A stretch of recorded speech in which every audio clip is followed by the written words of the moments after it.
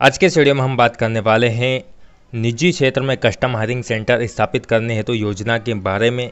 ये एक राज्य सरकार द्वारा चलाई गई एक स्कीम है। फिलहाल ये जो वीडियो मैं बना रहा हूँ ये मध्य प्रदेश सरकार द्वारा चलाई गई स्कीम का है। इसमें निजी क्षेत्र में कस्टम हायरिंग सेंटर स्थापित करने हेतु विज्ञापन जारी कर दिया गया है। ये 2021-22 के लिए ये विज्ञापन जारी किया गया है। जैसा कि इसमें दिनांक लिखी हुई है 15/7/2021 को विज्ञापन जारी किया गया था। फिलहाल पोर्टल पर आज शो हो रहा है, इसलिए मैं आज ये वीडियो बनाकर आपको बता रहा हूँ। इसमें सबसे पहले ऊपर लिखा हुआ दिखाई दे रहा है कृषि अभियांत्रिकी संचालनालय कॉम्प्लेक्स बी, ब्लॉक गौतम भवन, भोपाल 23। निजी क्षेत्र में कस्टम हायरिंग सेंटर स्थापित करने हेतु योजना वर्ष 21-22 हेतु विज्ञापन। इसमें लिखा हुआ है सूचना हेतु आमंत्रण हेतु सूचना। सबसे पहले ये लिखा है कस्टम हायरिंग सेंटर स्थापित करने हेतु। सबसे पहले मैं आपको बता देना चाहता हूँ कि कस्टम हायरिंग सेंटर क्या होता है। ये एक तरह का किसानों के लिए योजना है जिसमें आप एक सेंटर खोल सकते हैं। उस सेंटर में आपके पास कुछ कृषि से संबंधित यंत्र होंगे, जैसे कि tractor, rotavator, cultivator, CDL, thresher, बहुत सारे जो भी कृषि में उपयोग होने वाले यंत्र होते हैं वो यंत्र आपको आपके सेंटर पर एक जगह रखने होंगे।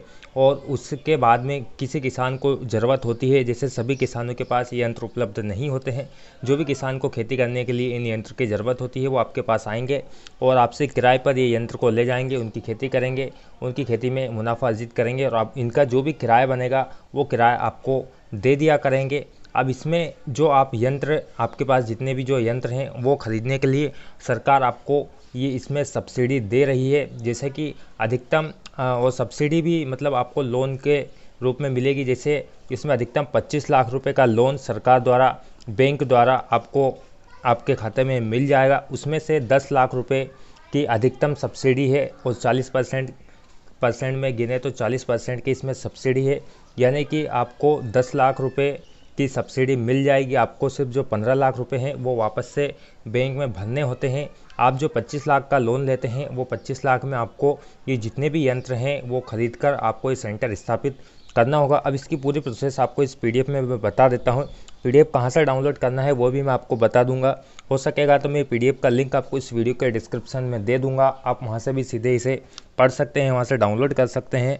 इसमें लिखा हुआ है कृषकों को कृषि फसलों हेतु किराए पर ट्रैक्टर एवं यंत्र उपलब्ध कराकर सेवाएं देने के उद्देश्य से बैंक ऋण आधार पर कस्टम हायरिंग सेंटर स्थापित करने हेतु व्यक्तियों से ऑनलाइन आवेदन पत्र संचालनालय कृषि अभियांत्रिकी के पोर्टल, ये जो वेबसाइट है इसके माध्यम से आमंत्रित किए जाते हैं। यानी ऑनलाइन इसके आवेदन चालू कर दिए गए हैं। कस्टम हायरिंग केंद्र प्रदेश के सभी जिलों में खोले जाना है, मतलब कि सभी जिलों में कस्टम हायरिंग सेंटर खोले जाएंगे। प्रत्येक कस्टम हायरिंग सेंटर हेतु आवश्यक ट्रैक्टर एवं कृषि यंत्रों से संबंधित कृषि मशीनों को क्रय की लागत पर आवेदकों को सामान्य अजा और अजजा यानी सामान्य ओबीसी और एसटी/एससी को 40% और अधिकतम 10 लाख रुपए का क्रेडिट लिंक बैंक एडेड अनुदान दिया जाएगा। जैसा कि मैंने आपको बताया 10 लाख की इसमें जो सब्सिडी उसके बारे में बताया गया है। उसके बाद में आगे लिखा हुआ अनुदान की गणना सब मिशन एंड एग्रीकल्चर मैकेनाइजेशन योजना में प्रत्येक यंत्र हेतु दिए गए प्रावधान अनुसार अधिकतम सीमा तक किया जाएगा। इसके साथ ही हितग्राही भारत सरकार के एग्रीकल्चर इंफ्रास्ट्रक्चर फंड अंतर्गत लाभ प्राप्त करने के भी पात्र होंगे।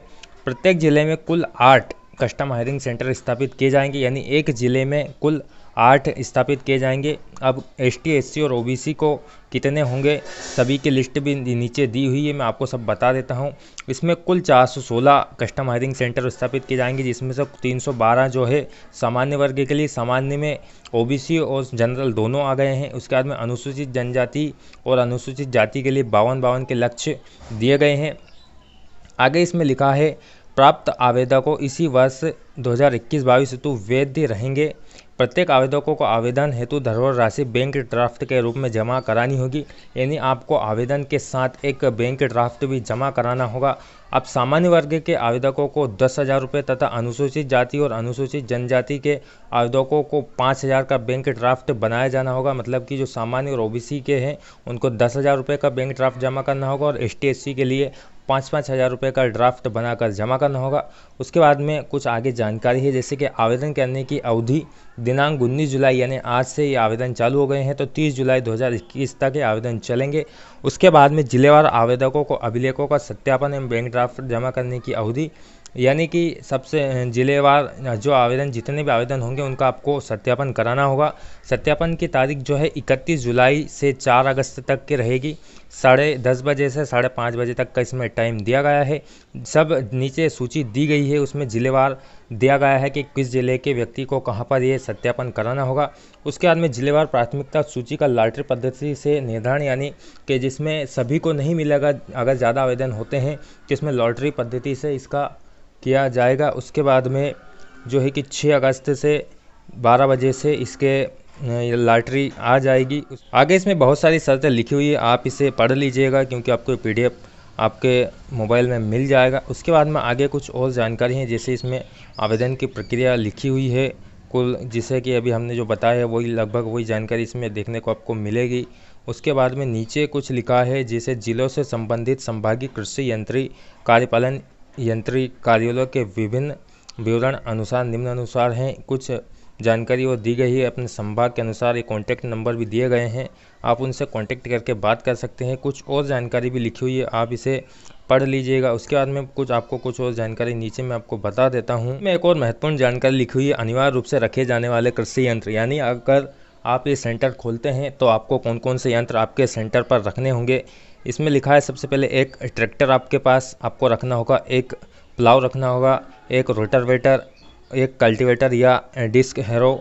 उसके बाद में एक सीड कम फर्टिलाइजर ड्रिल या zero till seed cum fertilizer drill आपको रखना होगा। उसके बाद में ट्रैक्टर चलिए थ्रेसर या स्ट्रा रीपर आपको रखना होगा।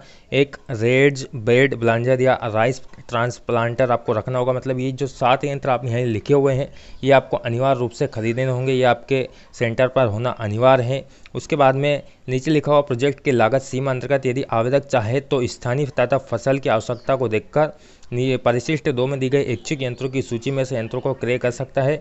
यानी कि अगर ये जो यंत्र रखने के अलावा आपके आसपास जिस तरह की खेती होती है उससे संबंधित जो भी यंत्र और लगते हैं तो उसमें नीचे एक सूची दी गई है, वो सूची मैं आपको बता देता हूँ। वो सूची के अनुसार भी आप यंत्र खरीद कर अलग से रख सकते हैं। जैसे अगर आपको लगता है कि आपके आसपास ये वाली खेती की जाती है उसमें ये वाला यंत्र लगता है तो आप वाले यंत्र खरीद सकते हैं। वो वाली सूची जो है ये परिशिष्ट 2 में दी गई है, इसमें बहुत सारे नाम हैं। अगर आप इनमें से देखना चाहते हैं तो आप देख लीजिए, जो आपको लगता है आप ये वाला यंत्र भी खरीद सकते हैं और इनकी कीमत भी आप इसमें आपको जो आवेदन करना है उसमें आपको बता देना है। उसके बाद में जैसा कि लिखा है हमने आपको बताया है कि इसका एक सत्यापन, आपने जो आवेदन किया उसका सत्यापन भी आपको कराना होगा। सत्यापन के लिए इसमें तारीख लिखी हुई है, संभाग के अनुसार लिखा हुआ है। जैसे भोपाल संभाग में तारीख 31 से 4 तारीख तक जो है कौन सी जगह पर कौन से ज़िले के होंगे, जैसे ज़िले वाइज यहाँ पर दिया गया है। इंदौर संभाग का दिया गया है, आप अपना ज़िला जो है वो यहाँ से देख लेंगे, आप जिस ज़िले में आते हैं वो यहाँ देख लेंगे। उसके बाद में जो ज़िले की तारीख यहाँ है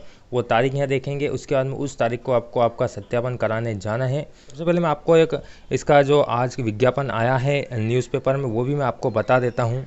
आज के न्यूज़पेपर में ये विज्ञापन भी छपा है, कृषि अभियांत्रिकी संचालनालय, जो भी हमने अभी आपको जानकारी दी है सेम वही जानकारी इसमें भी लिखी हुई है। सब कुछ वो जानकारी है, आप इसे देख सकते हैं।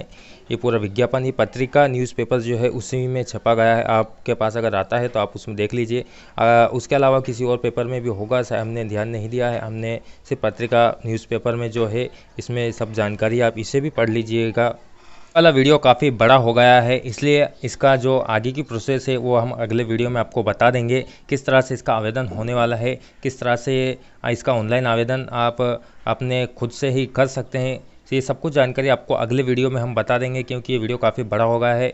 अगर ये वाला वीडियो आपको पसंद आया तो वीडियो को कीजिए लाइक। इसी तरह के वीडियो देखने के लिए जुड़ रहिए हमारे साथ, चैनल को कीजिए सब्सक्राइब। अगर आपके मन में कुछ सवाल है तो आप हमें कमेंट करके पूछ सकते हैं। धन्यवाद।